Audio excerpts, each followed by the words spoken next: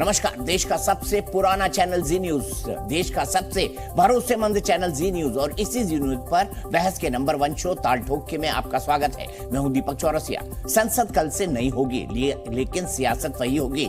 ऐसे में आज सुबह से संसद में जो कुछ बोला और सुना गया उसे देखते हुए मेरा यह अनुमान है, संसद का 5 दिन का विशेष सत्र आज से शुरू हो गया। आज सत्र का पहला दिन पुरानी संसद में था और आज का दिन पुरानी संसद का आखिरी दिन भी था। कल से लोकसभा राज्यसभा के सारे सांसद नई संसद में बैठेंगे। नई संसद के केंद्रीय कक्ष में कल सुबह 11 बजे संयुक्त सत्र होगा। बाकी के 4 दिन नई संसद में ही काम होगा।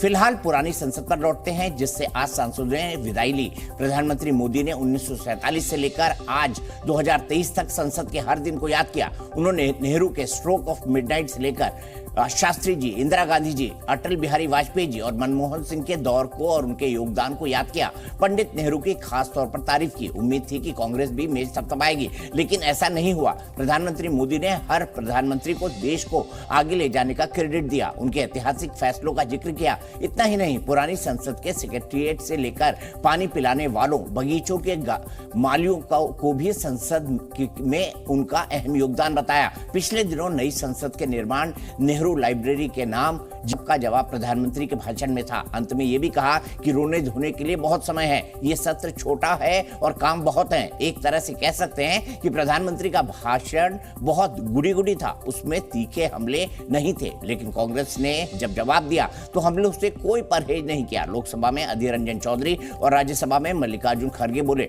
खड़गे ने कहा कि मोदी लोकतंत्र की बातें तो करते हैं, लेकिन विपक्ष को मिटा देना चाहते हैं। उन्होंने नेहरू का उदाहरण देकर ही कहा कि वो मजबूत विपक्ष चाहते थे। खड़गे ने एक कविता भी पढ़ी, जिसका सार ये था कि मोदी जी आप कुर्सी छोड़ दो। वहीं लोकसभा में अधीर रंजन चौधरी ने भी ऐसे ही हमले किए। अधीर रंजन ने देश में तानाशाही का माहौल बताया। मनमोहन सिंह और मोदी में फर्क भी बताया। मनमोहन सिंह बातें कम, काम ज्यादा करते थे। अधीर रंजन ने भी आनंद फिल्म में से एक राजेश खन्ना का डायलॉग पढ़ा।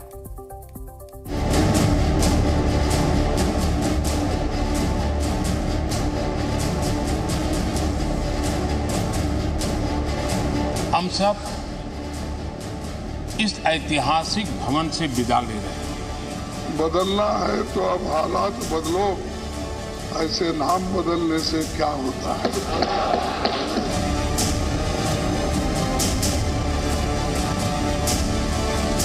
ये हम सबकी साझी विरासत है और इसलिए इसका गौरव भी हम सबका साझा है। उन्होंने जो पहली कैबिनेट बनाई उसमें सबसे योग्य लोगों को शामिल किया। उन्होंने तो 5 अपोजिशन के लोगों को शामिल किया, उनसे सहमति नहीं होती थी उनको किया। आप तो हमारी छाया भी नहीं देखना चाहते।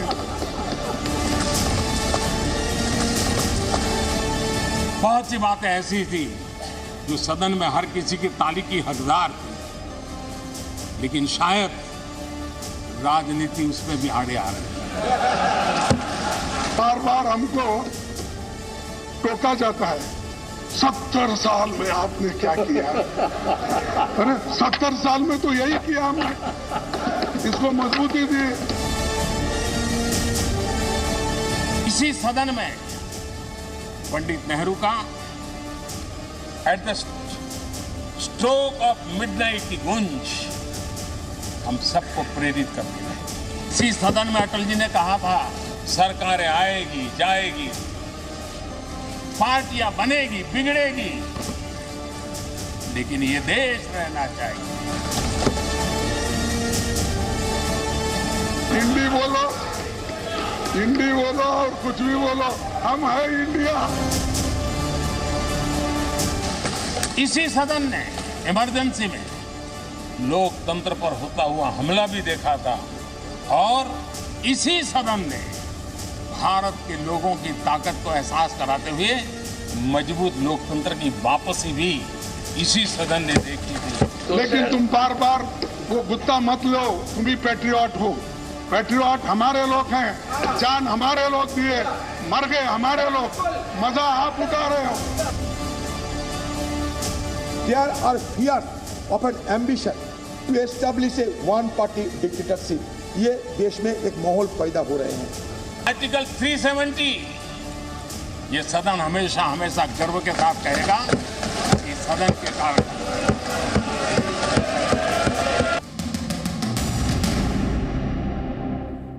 सोशल मीडिया पर बड़ी चर्चा है कि आज तो प्रधानमंत्री ने नेहरू जी की तारीफ कर दी, क्योंकि नेहरू की आलोचना भी प्रधानमंत्री बहुत करते हैं। शुरुआत यहीं से करेंगे। प्रेम शुक्ला जी राष्ट्रीय प्रवक्ता भारतीय जनता पार्टी के मेरे साथ है, चरण सिंह सापरा साहब राष्ट्रीय प्रवक्ता कांग्रेस के मेरे साथ है, AK Vajpayee ji spokes person लोक जनशक्ति पार्टी रामविलास के पासवान के वो मेरे साथ है, doctor Sunil Singh spokes person JDU के वो मेरे साथ है। प्रेम शुक्ला जी, मतलब आप जो अभी तक आरोप लगाते थे नेहरू जी पे, सब गलत है। आज तो प्रधानमंत्री भारत जहां तक पहुंचा है 2023 में, उसका क्रेडिट नेहरू जी को भी दे रहे हैं, तो फिर हर बार आपकी पार्टी आलोचना क्यों करती रही नेहरू जी को? ये किसी भी महापुरुष के कार्यों का मूल्यांकन होना चाहिए, उसके अच्छे कार्यों का भी मूल्यांकन होगा, उसके द्वारा लिए गए बुरे निर्णयों का भी मूल्यांकन होगा। आज बुरा जो है मीठा मीठा गप और कड़वा कड़वा थू, ये नहीं चलेगा। पंडित जवाहरलाल नेहरू की कश्मीर के संबंध में जो नीति है उसका हम विरोध करेंगे। नागालैंड में हिंदू संतों का प्रतिबंध है, उसकी बात हम विरोध करते हैं, लेकिन भारत के संसदीय लोकतंत्र में दिए गए उनके योगदान की प्रशंसा स्वाभाविक है। अब उसमें भी डॉक्टर बाबा साहब आम्बेडकर को उन्होंने त्यागपत्र के बाद वक्तव्य नहीं देने दिया फ्लोर पर, तो इसकी प्रशंसा तो कोई नहीं कर सकता ना। डॉक्टर बाबा साहब आम्बेडकर का उनका जब देहावसान हो गया तो उनके पार्थिव को आनंद फानंद में मुंबई भेज देना, दिल्ली में कहीं जो है उनके लिए स्मारक ना बनाना पड़े, इस तरह के निर्णयों का तो विरोध होगा ना।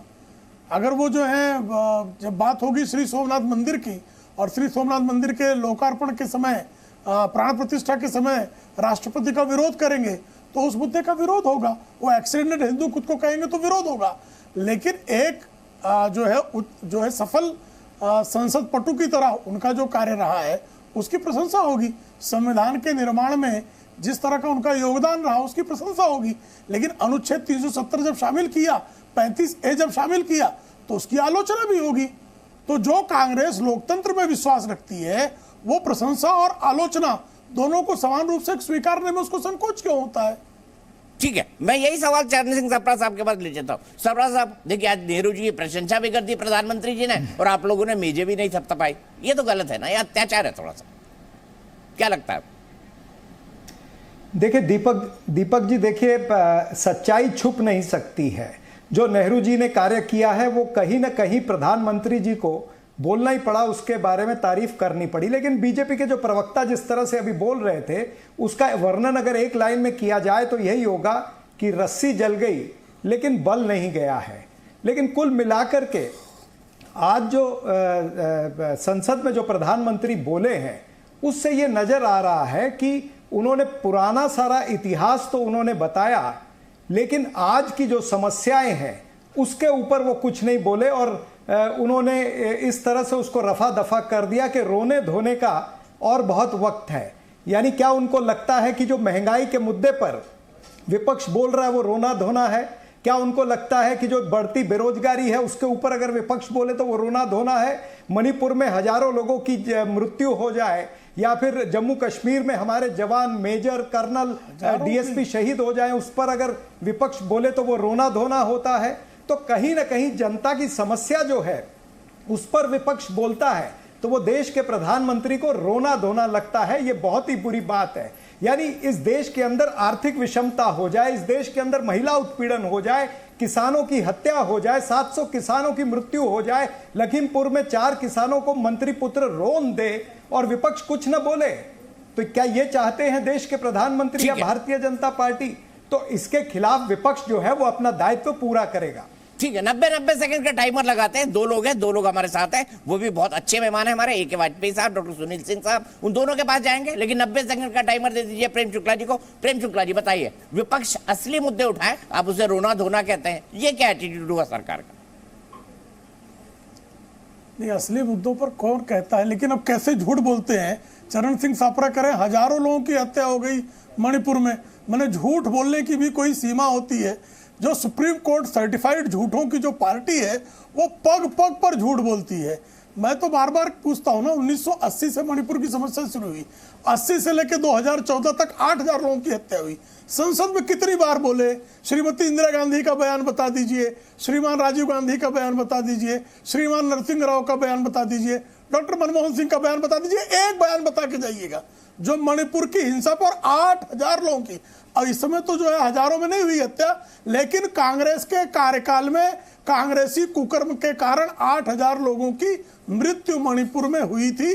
लेकिन एक लाइन का बयान इनके प्रधानमंत्री द्वारा संसद में दिया गया हो, निकाल कर दिखा दें दीपक जी, मेरी चुनौती है। एक बात। अब दूसरी बात, महंगाई मुझे बताइए 1947 से लेकर 2014 तक इनके 58 वर्षों के कार्यकाल में कोई महंगाई बढ़ी क्या? मुझे याद है कि इन्होंने 2004 में कहा था कि 100 दिन में महंगाई हम घटा देंगे। भाई साहब 10 साल शासन कर लिया, महंगाई घटी नहीं, उल्टा बढ़ गई। जो डीजल 34 रुपए का था वो डीजल 72 रुपए करके गए थे। ये इनकी महंगाई घटाने की इनकी स्कीम थी। 10% एवरेज मुद्रास्फीति की दर डॉक्टर मनमोहन सिंह के कार्यकाल में रही, ये महंगाई घटा के गए थे। बेरोजगारी इनके जमाने में भयंकर बेरोजगारी थी। आज ईपीएफओ में 1.5 करोड़ लोगों का अगर जो है रजिस्टर 1 वर्ष में होता है तो ये सिद्ध करता है कि हमने रोजगार निर्मित की है। ठीक है, अब मुझे चरण सिंह साहब ये बताइए, जो बात ये कह रहे हैं इनमें भी दम है ना, नॉर्थ ईस्ट पर कितनी बार कांग्रेस के प्रधानमंत्री ने अपनी बात सदन के अंदर रखी, खासतौर पर मणिपुर को लेकर, नागालैंड को लेकर? बताइए, इन्होंने जो सवाल उठाया क्या वो वाजिब नहीं है? चरण सिंह साहब, टाइमर प्लीज। देखिए, सवाल यह है कि मणिपुर में आज तक वहां पर गड़बड़ी चल रही है, वहां पर हिंसा हो रही है, लेकिन ये सरकार जो है वो संवेदनहीन सरकार है। यानी ये क्या गिनाते हैं कि कांग्रेस के समय में इतने लोगों की मृत्यु हुई थी, तो क्या उतने लोगों की मृत्यु अब होगी या उससे 1-2 बढ़ेंगे, तब जाके आपकी आत्मा को शांति आएगी? आपने पेट्रोल डीजल की बात की, अभी पेट्रोल डीजल के दाम 100 पार हो गए थे, अभी थोड़ा 2 रुपए नीचे हुए हैं 100 से, तो ये क्या आपकी उपलब्धि, आप इसको उपलब्धि मानते हैं? भूखमरी के इंडेक्स में हम कहां पहुंच गए हैं, ये आपकी उपलब्धि है। आज 84 करोड़ लोगों को आप मुफ्त अनाज दे रहे हैं, ये आपकी उपलब्धि है। 27 करोड़ लोग जो है गरीबी रेखा के नीचे आ गए हैं, ये आपकी उपलब्धि है। इस पर आप नहीं बोलोगे। महिला उत्पीड़न जो होता है वो चाहे कहीं भी हो, उन्नाव में हो, हाथरस में हो, कहीं भी हो, उसके साथ में देखा जाए तो भारतीय जनता पार्टी के नेता जो है उसके बलात्कारियों के संरक्षण में खड़े रहते हैं, ये आपकी उपलब्धि है। तो ये तमाम सारी चीजें हैं जो जनता के उत्पीड़न के मामले हैं। विपक्ष को उठाना उसका दायित्व बनता है, विपक्ष उन मुद्दों को उठाता है, और आप कहते हैं कि ये रोना धोना है। अगर ये रोना धोना है तो ठीक है, हम रोते हैं धोते हैं, हम जनता के लिए रोते हैं। अरे आपका तो पत्थर दिल है, इतनी सारे वाक्य होना तो पत्थर भी पिघल जाता है, लेकिन आपको शर्म नहीं आती। आज जनता के मुद्दों को आप चर्चा नहीं करना चाहते, जनता के मुद्दों के ऊपर आप बोलना नहीं चाहते, ध्यान भटकाने का काम करते हैं। ठीक है, 1 नेशन 1 इलेक्शन, इस तरह की बातें ला करके ध्यान मत भटकाइए, जनता के मुद्दों पर खरे उतरिए। झूठे नैरेटिव्स बनाते हैं प्रेम शुक्ला जी, ये साफ साफ आ रहा उपाय। झूठे मुद्दे ले आएंगे, 4 मुद्दे एक के साथ रख देंगे, इनको कंफ्यूज करते रहेंगे आप लोग, ऐसा ना करिए ना। कैसे एक झूठ तो अभी दीपक जी मैंने आपके सामने बेनकाब किया, और सपरा जी बता नहीं पाए कि नॉर्थ ईस्ट में इनके प्रधानमंत्री, मणिपुर में 8,000 लोगों की हत्या हो गई। इनके प्रधानमंत्रियों का मैंने 4 प्रधानमंत्रियों का नाम बनाया। अरे हमारे टाइम में हत्या हुई, इसके लिए आप हत्या करवा रहे हो क्या? हमारे टाइम में अगर कुछ गलत हुआ तो इसीलिए आप अभी करवा रहे हो क्या? ये अभद्रता क्यों कर रहे हैं? रोकोगे नहीं क्या दीपक जी? अभद्रता क्यों? ये तो सरकार गवर्नमेंट विद द डिफरेंस थी ना भाई। दीपक जी ये क्या तरीका है? 1.5 मिनट दिया है ना, बदतमीजी क्यों कर रहे हैं? साफ ये बदतमीजी क्यों जारी हो गई? कांग्रेस की गालीबाजी क्यों चालू हो गई? नहीं, गलत है, ये गलत तरीका है। मैं इनको सुन रहा था ना, इनके झूठ को भी मैं पूरी संयम के साथ सुन रहा था ना। बोलिए दीपक जी, ये कोई तरीका नहीं है। दीपक जी कोई तरीका नहीं, फिर मैं इनके बीच में लगातार बोलूंगा। अरे आप दोनों आपस में निपट लेंगे तो मेरी डिबेट रह जाएगी। अच्छा सपरा साहब बोल लेने दीजिए ना। आप भी मुंबई के, मुंबई के, देखिए मुंबई वाले लोग जो हैं दिल्ली वाले को परेशान कर रहे हैं। एक मुंबई वाला भद्रता पूर्वक व्यवहार कर रहा है का भद्रता कर रहा है, ये अंतर है ना। आप 90 सेकंड करिए, पुराना टाइमर हटा दीजिए। यस, देखिए इनकी झूठ इसी में बेनकाब हुई। और मणिपुर पर इन्होंने कभी, जब मणिपुर में हत्याएं हुई, इनके राज्य मंत्री सिर्फ एक बार दौरे पे गए, राजेश पायलट 1993 में, उसके अलावा दौरे पर भी नहीं गए। इनकी ये थी नॉर्थ ईस्ट को लेकर इनकी पॉलिसी नॉर्थ ईस्ट को चीन के जबड़े में डालने का दुष्कर्म जो है वो कांग्रेस के कार्यकाल में हुआ था, ये सत्य है। नागालैंड में संतों के, हिंदू संतों के प्रवेश को प्रतिबंधित करने का कुकर्म पंडित जवाहरलाल नेहरू ने किया था, ये सत्य है। मणिपुर पर जो है आपने हवाई हमले किए थे, ये सत्य है 1960 के दशक में। इस सत्य से कौन इनकार कर सकता है? इनकी जो दशा है, इंदिरा गांधी की तानाशाही, पंडित जवाहरलाल नेहरू के जमाने की तानाशाही और राजीव गांधी के जमाने में 10,000 सिखों की नरसंहार कर दिया गया, तो कितनी बेशर्मी से कहा गया, कितनी निर्लज्जता से कहा गया कि बड़ा पेड़ तो जब हिलता है तो जो है धरती हिलती है। निर्दोष सिखों की हत्या जो है बड़ा पेड़ हिलना है, ये कांग्रेस की परिभाषा थी। इससे अधिक कलंकित परिभाषा क्या होती? 10,000 मराठियों की हत्या हो गई, एक FIR नहीं हुआ। महाराष्ट्र में 1948 में 10,000 मराठियों की हत्या कर दी गई। इतने निर्लज्ज, इतने तानाशाह, इतने रक्त रंजित नृशंसता करने वाले नालायक शासनकाल था कि उसमें एक FIR नहीं ली गई। ये बता रहे हैं, ये देश को बता रहे हैं बलात्कार। इनके मदेरनाथ, इनके बलात्कारी, गुलाब राव इनके बलात्कारी, इनका मुख्यमंत्री के कार्यालय में इनके बलात्कार हुआ जानकी वल्लभ पटनायक के द्वारा। अब इससे अधिक ज्यादा बलात्कार के कृत्य कौन और करेगा? ठीक है, चरण सिंह साहब जवाब दीजिए आप।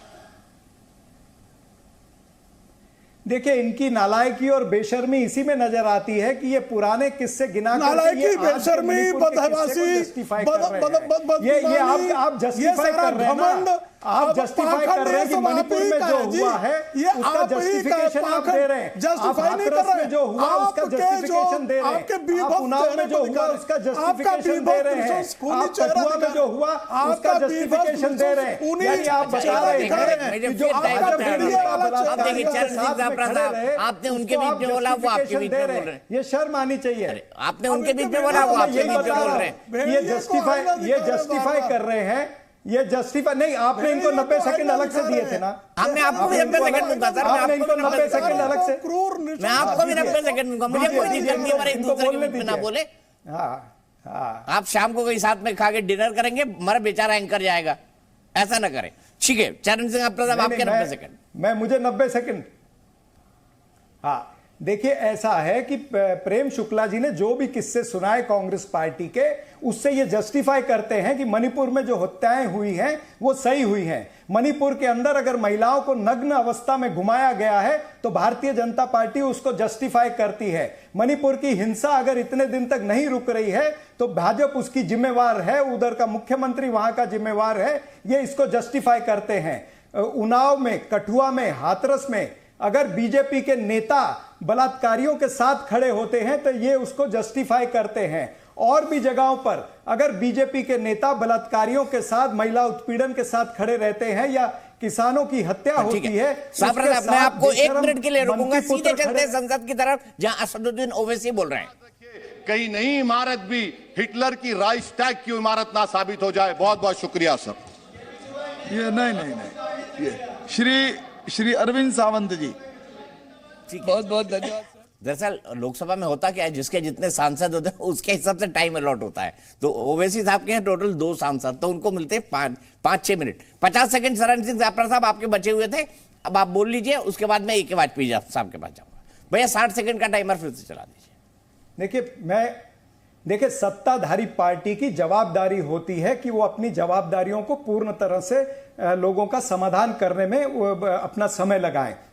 लेकिन यहां क्या बात होती है, अगर हम आज की व्यवस्था पर बात करें तो ये 9 साल पीछे, 90 साल पीछे जाएंगे, उसको जस्टिफाई करने की कोशिश करेंगे। ये भारतीय जनता पार्टी का जो फॉर्मूला है वो गलत है। इन्होंने कहा था कि गवर्नमेंट विद अ डिफरेंस, हम एक अलग सरकार देंगे, लेकिन ये अलग सरकार क्या देंगे? इनकी सरकार के तहत आज जो जनता है वो पीड़ित हो चुकी है, हर तरह से पीड़ित हो चुकी है। आज महंगाई इस तरह से चरम पर है कि आज खाने की चीजें, पहनने की चीजें, ओढ़ने की चीजें, तमाम सारी, चप्पल से लेकर के हवाई जहाज तक तमाम सारी चीजों पर GST लग चुका है। आम आदमी का जीवन जो है वो अस्त व्यस्त हो गया है। जीवन आवश्यक वस्तुएं जो है वो महंगी मिल रही हैं। जीवन आवश्यक वस्तुओं पर इन्होंने GST लगा दिया है। इन्होंने कॉर्पोरेट टैक्स कम कर दिया, लेकिन जीवन आवश्यक वस्तुओं पर टैक्स लगा दिया है। तो ये तमाम सारी चीजें हैं, ये विपक्ष उठाता है और उठाता रहेगा। ठीक है, चरण सिंह सापरा साहब का जवाब, और ए के वाजपेयी जी ये बात भी बोले, भाई हमको इंडी कह देते हैं, INDI, ये तो अलायंस हो गया ना, इंडी अलायंस। बोले मजाक उड़ाते हैं हमारा, लेकिन हम रहेंगे इंडियाई। बताइए, मजाक उड़ाते हैं आप इंडिया अलायंस का? देखिए अभी 4-5-10 दिन से इनको बड़ा शक हो रहा है, बड़ी शंकाएं हैं कि क्यों बुला लिया सेशन, इसमें क्या करेंगे, कौन सा बिल लाएंगे, उसी में लगे हुए हैं। और इनको ये भी शंका थी कि मोदी जी जो स्पीच देंगे उसमें नेहरू जी के भी कपड़े उतारेंगे, लेकिन ऐसा तो नहीं हुआ। मोदी जी बड़े सभ्य हैं, बड़े संस्कारी हैं, बड़े धार्मिक हैं, बड़े राष्ट्र देश प्रेमी हैं। उन्होंने सही बात को सही कहा, गलत को गलत कहा। अब सवाल नेहरू जी का नहीं है, सवाल इस बात का है कि कांग्रेस के शासन में, खास तौर से ये जो पिछले 10 साल का था, 14 से पहले और 4 से लेके 14 तक, उसमें क्या हुआ। सवाल इस बात का, कंपेयर वहां से होगा। और उसमें भ्रष्टाचार चरम सीमा पर था, उसे कोई मना नहीं कर सकता। भ्रष्टाचार था और चरम सीमा पे था। कितने घोटाले थे, कॉमनवेल्थ से लेके, माइनिंग से लेके, कोयला से लेके, पता नहीं कितने घोटाले, लिस्ट बनाऊंगा तो बड़ा लंबा टाइम लग जाएगा। उस पे जनता सोचती है। अब ये कहते हैं जी इंडी गठबंधन और ये बना लिया है, तो जनता डरी हुई है, अभी भी उस भ्रष्टाचार से डरी हुई है। और दूसरी तरफ क्या है कि मोदी जी ने 14 के बाद जो काम किए, किसानों से लेके, गरीब गुरबा से लेके, अब कल वाला तो कमाल हो गया भाई। मोदी जी का सोच का कोई जवाब ही नहीं है भाई। कल उन्होंने क्या किया है, वो छोटा सा मोची जो जूते बनाता है, लोहार जो वो करता है, बढ़ई जो करता है, उनकी चिंता करी। और उनकी चिंता के लिए क्या किया उन्होंने, कोई झंझट नहीं डाला। 13,000 करोड़ रुपए सैंक्शन कर दिए कि भैया आपको 3 लाख रुपए मिलेंगे बगैर किसी जमानत के, आप आराम से अपना काम धंधा करिए, दुकान खोलनी दुकान खोलो, और ब्याज भी 0% है। मतलब हम ये कह रहे कैसे कंपेयर करेंगे। और G20 करके दिखा दिया उन्होंने। ठीक है, आपका वक्त हो गया है वाजपेयी जी, आपका वक्त हो गया है, टाइमर बच चुका है। ठीक है, मैं इसी बात को लेकर सुनील सिंह जी के पास जाना चाहूंगा। सुनील सिंह जी, 9 साल हो गए हैं प्रधानमंत्री मोदी को, मतलब 10वां साल उनका चल रहा है, लेकिन आज तक कोई एक बहुत स्ट्रांग मुद्दा आप उनके खिलाफ खड़ा ही नहीं कर पाए। विपक्ष सिर्फ कर पाए तो एक अलायंस बना पाए जिसका नाम है इंडी, और जिसके नाम को लेकर कई तरह की बातें हो रही है, कभी ये करते हैं, कभी कुछ आप लोग करते हैं। दीपक जी, आप कैसे कह रहे हैं विपक्ष ने मुद्दा नहीं खड़ा हो किया? अगर विपक्ष मुद्दा नहीं खड़ा करता तो इतना बड़ा महाजुटान विपक्षी नेताओं का नहीं होता, क्योंकि सामाजिक राजनीतिक जीवन में हम जनता की अपेक्षाओं पर चलते हैं और जनता भाजपा के कुशासन से त्रस्त है। महंगाई की मार तो ऐसी है कि गैस सिलेंडर के दाम इतने बढ़ गए, पहली बार खाद्य वस्तुओं पर कर लगे। रोजगारी की बात कर लें तो 2 करोड़ प्रति वर्ष रोजगार देने का भाजपा ने वायदा किया, जो आज के दिन में 18 करोड़ के बदला 7 लाख कुछ नौकरियां दी उन्होंने, और जितनी नौकरियां थीं उसको भी ठेके में बदल दिया। इसके साथ देखिए सामाजिक और सांप्रदायिक सौहार्द बिगाड़ने की कोशिश। ये जग जाहिर है कि भाजपा अगर हिंदू मुस्लिम ना करे, पाकिस्तान ना करे, तो उसको कोई मुद्दा नहीं मिलता है। इसके साथ ही देखिएगा उसको संवैधानिक संस्थाओं का दुरुपयोग। राष्ट्रपति ऐसे पद का अवमूल्यन किया कि उनसे जो नए संसद पर इतने बड़ी बड़ी बात कर रहे हैं, उसका तो उद्घाटन ही, उसकी बुनियाद तो उन्होंने ये तोड़ के किया। उसके जो प्रेसिडेंट्स हैं, विधायिका के अध्यक्ष होते हैं राष्ट्रपति चूंकि दलित महिला थी, उनसे उन्होंने उद्घाटन नहीं कराया और बड़े बड़े बात कर रहे हैं इसमें का। और अभी भी देखिए जो उसका जो नए सत्र जो आहूत हुई है, वो सत्र को एक ट्वीट के माध्यम से जानकारी देते हैं। एक कहते हैं विशेष सत्र, एक कहते हैं सत्र। क्या एजेंडा लाएंगे आज मैं दुखी कि भाई कैबिनेट में क्या आएगा। मोदी जी को किसी सस्पेंस फिल्म का डायरेक्टर होना चाहिए, और मोदी जी को ज्यादा बोलते हैं सस्पेंस फिल्म का डायरेक्टर के साथ साथ जनता जो इससे त्रस्त है। तो हम लोगों ने क्या अचीवमेंट किया, दीपक जी 1 सेकंड लेंगे, 10 सेकंड, आप क्या अचीवमेंट किया मालूम हो गया। इसी कारण माननीय नीतीश कुमार जी ने विपक्षी एकता के सूत्रधार मालाकार होकर विपक्षी नेताओं को जनाकांक्षा के अनुरूप महाजुटान किया। हमने बिहार में भाजपा को सत्ता से हटाया, हमने कर्नाटका में हटाया। अभी जो आप देखेंगे जो उपचुनाव हुए उसमें भाजपा का क्या हाल हो गया, और आप कहते हैं कि हमने क्या किया। ठीक है, समय में बोलिए डॉक्टर साहब, पूरा पर्याप्त समय दिया था, प्लीज अपनी बात को चैनलाइज करिए, अपने समय के अंदर बोलिए। इस वक्त देख सकते हैं नई संसद से ये भारत के संविधान की कॉपी आ रही है। ये संविधान की कॉपियां जो है सांसदों के लिए ध्यान भी रखा जाएगा। ठीक है, आगे बढ़े।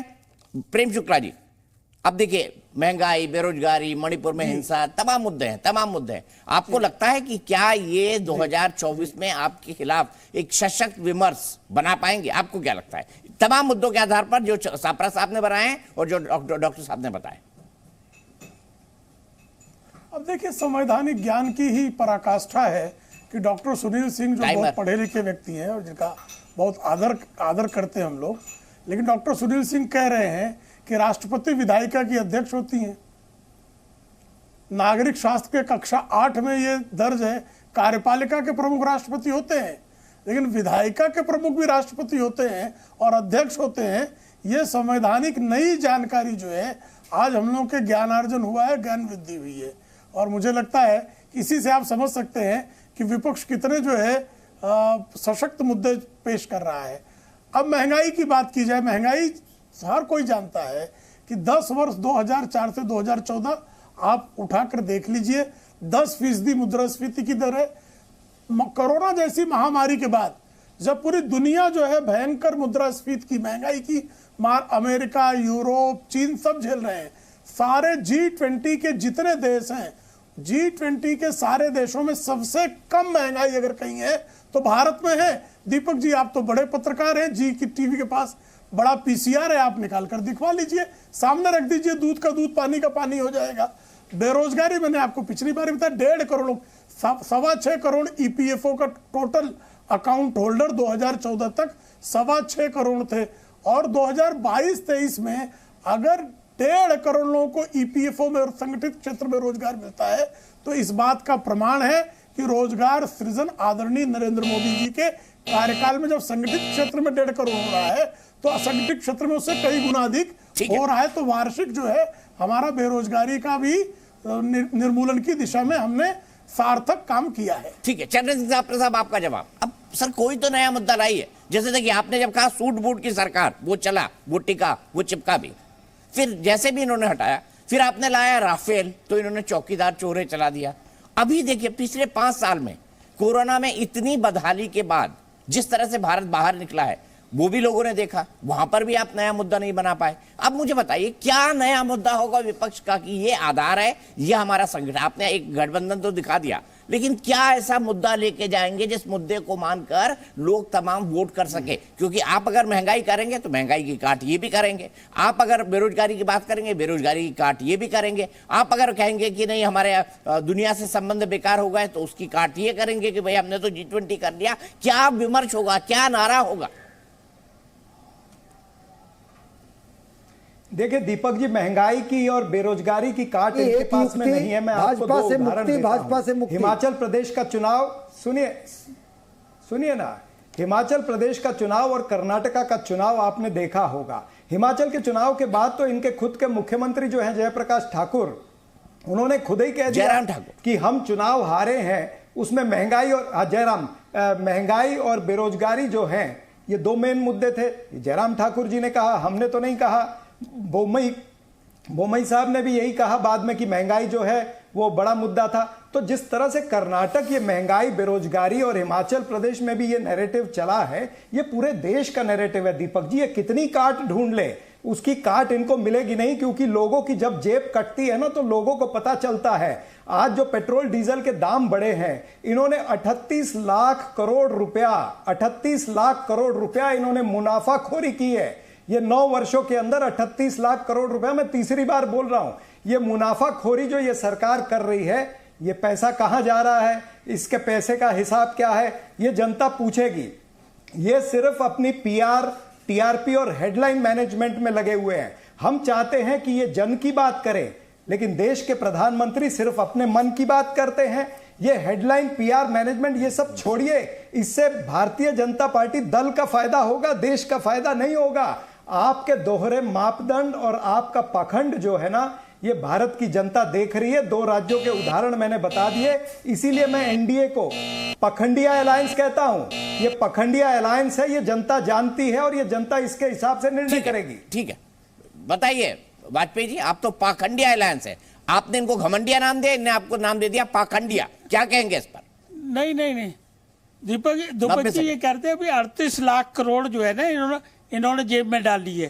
तो 38 लाख का पहले हिसाब दूं, 24 लाख करोड़ हमने लगाए हाईवेज एंड रेलवे में, और 10 लाख करोड़ की यूरिया सब्सिडी लगाई, 34 लाख करोड़। उसके बाद 2,25,000 करोड़ हमने लगाए गरीबों के घर बनाने में। कितने हो गए सफर साहब? 38 लाख करोड़ का हिसाब दिया मैंने। और तो इसके अलावा उसके बाद हम 80 करोड़ लोगों को मुफ्त राशन दे रहे हैं, उसमें भी 2 लाख करोड़ रुपए लग गए। उसके बाद हमने क्या किया, 4 करोड़ मकान गरीबों के लिए और बनाए। सुन लो, हिसाब सुन लो ना, लोग जो है अब हिसाब ही नहीं। ये हिसाब देना है हमने जनता को, जाके उनके काम गिनाने हैं। किसानों को हमने दिया 14 लाख करोड़ रुपए दे दिए। मतलब हम कह रहे हैं कि हम तो सारा हिसाब जनता को देंगे, किसान हो, गरीब गुरबा। अभी जो कल वाली स्कीम मैंने बताई दी है, इसके अलावा 50,000 रुपए रेडी पटरी वालों को बगैर ब्याज के हम देते हैं, उनको काम धंधा शुरू करने के लिए। हिंदुस्तान में कोई भी शख्स जो है 50 साल से ऊपर है उसको पेंशन मिलेगी। किसानों को कभी सुना था आपने पेंशन? आपने तो एमएसपी भी लागू नहीं की, वो भी हमने लागू की। पूरी तरीके से नहीं हुई है, मैं ये नहीं कह रहा, लेकिन हमने लागू की। किसान सम्मान निधि भी हमने लागू की, जिसमें 6,000। ये सारे काम जनता के बुलाएंगे, और इसी के बेस पे जनता जो है ना मोदी मोदी कर रही है। आपके पास कुछ नहीं है गिनाने को, आपके पास इमरजेंसी है, आपके पास सिखों का नरसंहार है। ये कैसे दाग छुटाओगे इनको? ये दाग तो लगे हुए ना, पहले इनको तो छुटाओ। बताइए सच्चाई कैसे भूल जाएगी? कैसे कोई नहीं भूलेगा, कि आप कहेंगे दाग अच्छे हैं। भूल नहीं सकता। दीपक जी देखिए, इन्होंने वो तमाम सारी रेवड़ियां गिना दी जो नरेंद्र मोदी की सरकार ने बांटी हैं या बांट रही है। ये हम बांटते हैं तो रेवड़ियां कहते हैं, ये बांटते हैं तो रबड़ी हो जाती है। ठीक है, आपकी रेवड़ियां मैंने समझी क्या बोला आपने। लेकिन दूसरी बात ये, आपने किसानों की बात की, बताइए किसानों की आय दुगनी हुई क्या? आपने 2022 तक किसानों की आय दुगनी करनी थी, आपने उनकी जो लागत है वो दुगनी कर दी है। आज किसान को जाकर के पूछिए तो सही उसका हाल क्या है। ये तो उद्योगपतियों की सरकार है भाई। जो भी आप 3 काले कानून जो किसानों के लिए लाए थे, किस तरह से लाए थे? जबरदस्ती थोपे थे कि नहीं थोपे थे आपने? फिर वापस लेने पड़े आपको, क्योंकि किसानों की ताकत के आगे नरेंद्र मोदी जी को झुकना पड़ा, बीजेपी को झुकना पड़ा।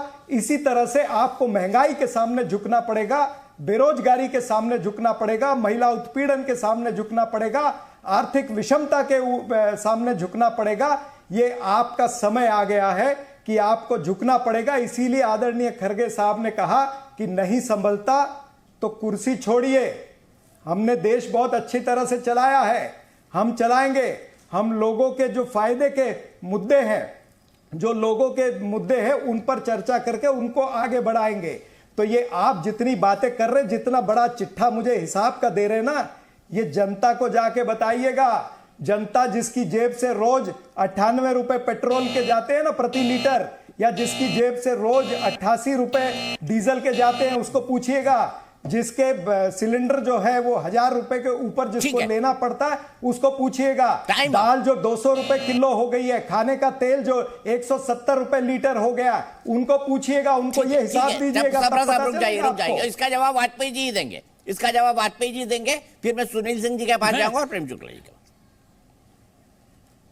देखिए, हम जनता को जवाब देंगे, इनको बिल्कुल नहीं देंगे जवाब। इनको तो हमने एक उदाहरण के तौर पे दे दिया, और जनता उसको महसूस कर रही है। इसीलिए 14 में यकीन किया, फिर 19 में यकीन किया, और जो हमने मैनिफेस्टो में वादे किए थे ना जी, वो हम ये कभी नहीं कह रहे कि हमने 100% पूरा कर दिए, लेकिन हमने 95% वादे पूरे किए। उसमें राम मंदिर भी है, उसमें 370 भी है, उसमें ट्रिपल तलाक भी है, उसमें यूनिफॉर्म सिविल कोड भी ला रहे, वोमेन रिजर्वेशन भी आ सकता है, और ये रोनी कमीशन भी आ रहा है। मतलब ये कैसे कैसे बचेंगे बॉलिंग? जब हम बॉलिंग और बैटिंग पे आते हैं ना, तो ये कहीं फील्ड में नजर नहीं आएंगे, क्योंकि इनके पास कहने को नहीं है। ये क्या कर रहे हैं? देश की जनता को कह रहे हैं ये तो राक्षस है जी। फिर क्या कर रहे हैं? कह रहे हैं जी सनातन धर्म को डेंगू है, इसको खत्म करो। पर मतलब ये मुद्दे आपको सेल्फ गोल है, और आप उसके बाद लगातार लगे हुए 14 के बाद मुद्दे ढूंढने में। राफेल ले आए, छोड़ दिया। पेगासस ले आए, छोड़ दिया, कुछ मिला ही नहीं। फिर उसके बाद ये हिंडनबर्ग ले आए, छोड़ दिया। फिर हिंडनबर्ग पार्ट 2 ले आए, फिर छोड़ दिया। फिर मणिपुर ले आए, छोड़ दिया। मतलब कहाँ खड़े हो आप? एक बात बताइए, महंगाई मुद्दा आपके 1970 में नहीं था क्या? बताइए, जवाब दीजिए। 1970 में पेट्रोल था 2 रुपए लीटर। उसके बाद किस किस सरकारें ने लगा लीजिए हिसाब। ये महंगाई तरपरस्त मतलब आज महंगाई मुद्दा नहीं है, हम लोगों ने आपका कहने का फिर भी कंट्रोल में रखा है। मुद्दा ही नहीं है। अरे बीच में नहीं बोलते, जनता से पूछिए, थोड़ी बोलते जरा टीवी चैनल पर बैठ करके बोल रहे हो, जनता के बीच में जाके बोलिए ना, जनता के बीच जाके बोलिए कि महंगाई कोई मुद्दा 14 नहीं में है। भी आए, 19 में भी आए और 24 में भी आ रहे हैं। 24 और ये गलती एक और कर रहे हैं, विधानसभा और लोकसभा को आपस में मिला रहे हैं। पिछली बार भी विधानसभा में आप जीते थे 3 स्टेटों में, और लोकसभा में क्या हुआ? 1 सीट, 0 सीट, 2 सीट ये बनी थी आपकी। तो वो डिफरेंस को भी आपको रियलाइज करना होगा। हम क्यों सलाह देंगे आपको? आप अपना देखिए, हो गया टाइम अप, लेकिन हमारा time up. Doctor Sunil Singh ji बताइए, इन्होंने एक्सप्लेन कर दिया पूरे ढंग से आंकड़े दिखाकर कि भाई ये हमने किया है, आप क्या करेंगे ये बताइए। क्या करेंगे अगर सत्ता में आ गए? चलिए मान लिया मैंने सत्ता में आ गए, क्या करेंगे? दीपक जी पहले तो आपने नारा पूछा, क्या नारा पर जाएंगे? तो नारा ये है, जन कल्याण की एक ही युक्ति, भाजपा से मुक्ति, भाजपा से मुक्ति। इसी नारा पर हम लोग चलेंगे कि जन कल्याण के लिए युक्ति एक ही है। और हम क्या करेंगे? पहले तो जो सामाजिक कटुता, सांप्रदायिक कटुता ये जो है उसको ठीक करेंगे।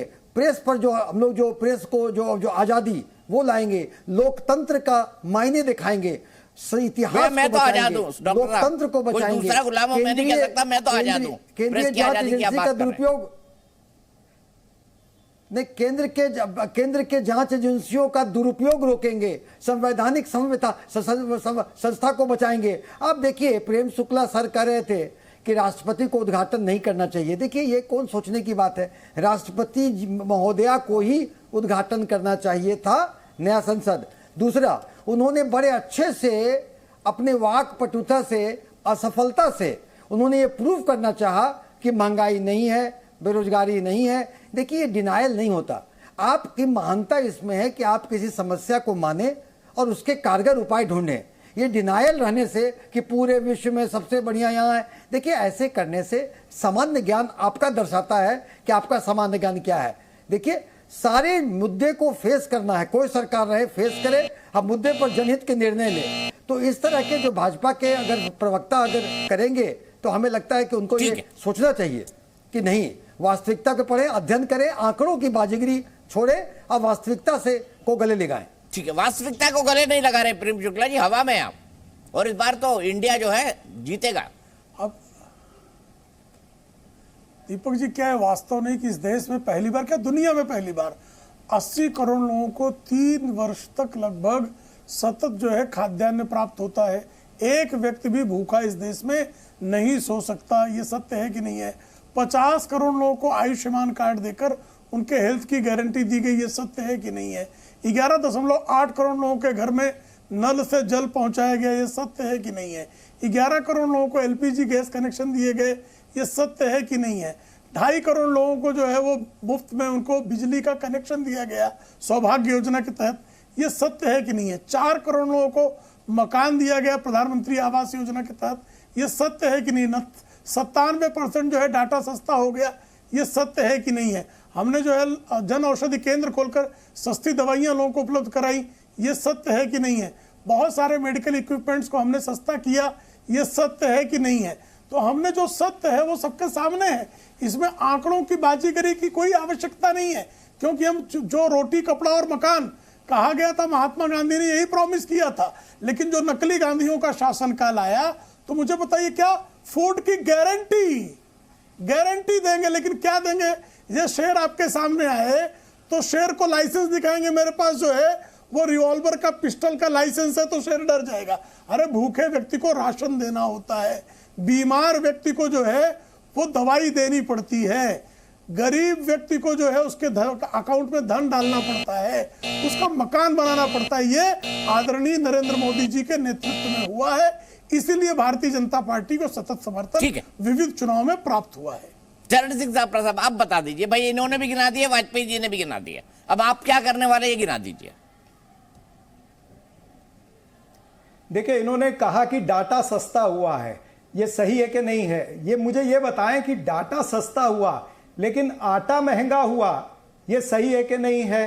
खाने का तेल पहले से महंगा हुआ कि नहीं हुआ, ये सही है कि नहीं है? सिलेंडर पहले से महंगा हुआ कि नहीं हुआ, ये सही नहीं है? ये आप मुझे बताइए कि पहनने की चप्पल ये पहले से महंगी हुई कि नहीं हुई? कपड़े जो पहने हुए हैं ये पहले से महंगे हुए कि नहीं हुए हैं? बस का ट्रेवल पहले से महंगा हुआ कि नहीं हुआ? बिजली पहले से महंगी हुई कि नहीं हुई है? क्या बातें कर रहे हैं आप? यानी जनता को बौखलाइए मत, जनता की दिशा जो है, जनता को डाइवर्ट मत करिए। आप गोल पोस्ट चेंज करते हैं लेकिन जनता ये गोल पोस्ट चेंज नहीं होने देगी। ये आपने कर्नाटका में भी देखा, ये आपने हिमाचल में भी देखा है। तो कहीं भी आप जनता को बरगलाने की कोशिश करेंगे, आज जनता सतर्क है, उसके हर चीज महंगी हुई है, बेरोजगारी 8% पर पहुंच चुकी है, ये आपको भी पता है। और जिस तरह से आप आंकड़े गिना रहे थे कि दूसरे देशों से कंपेयर कर रहे थे, तो ये भी बताइए कि भारत के व्यक्ति की पर कैपिटा इनकम कितनी है और यूएस के व्यक्ति की पर कैपिटा इनकम कितनी है, या इंग्लैंड के यूके के व्यक्ति की पर कैपिटा इनकम कितनी है, वो भी कंपेयर करिए ना। अगर आप चीन की बात करते हैं तो ये भी बता दीजिए कि चीन जो घुसपैठ कर रहा है और चीन के साथ में आप ट्रेड बढ़ा रहे हैं, वो हमारा मैप बदल रहा है और आप उनके ऐप बैन करके खुश हो रहे हैं। तो ये जो आपकी जो रणनीति है, बहुत छोटा है और प्रेम गुप्ता जी, मेरे पास नीति और नियत में जो फर्क है, मेरा वक्त खत्म हो चुका नीति और नियत में शुरुआत जो मैंने फर्क आपसे है की थी, ना, खत्म वो जनता को समझ में आ रहा है। चीन की औकात तब थी जब पंडित जवाहरलाल नेहरू का कायराना नेतृत्व था, तब वो 38,000 किलोमीटर घुस गया था। आज 1 इंच। अरे ये बताइए कि उसके साथ में ट्रेड क्यों बढ़ रहा है? मनमोहन सिंह की तरह ये कायरता नहीं है कि जोरावर किला चला गया। चीन को हम आंखें दिखाना जानते हैं, पाकिस्तान में घुस के मारना जानते हैं। हम कोई मनमोहन सिंह की तरह सोनिया गांधी के भय से दुम दबाए बैठे हैं, तो बीच में बोलने दीजिए हैं। ये बदतमीज आदमी बदतमीजी से बात नहीं है। आपके वक्त से कोई बात नहीं बोले, 10 सेकंड बचे, मुझे प्रोग्राम पूरा करना है। सुना था, लेकिन बदतमीज गालीबाज कांग्रेस जो है बदतमीजी के अलावा कुछ कर नहीं सकती है, सिवा बदतमीजी के। कांग्रेस के पास कुछ नहीं है। अहंकार, बदतमीजी, बेशर्मी, बदगुमानी, बदकारी, मेरे पास वक्त इतना ही है।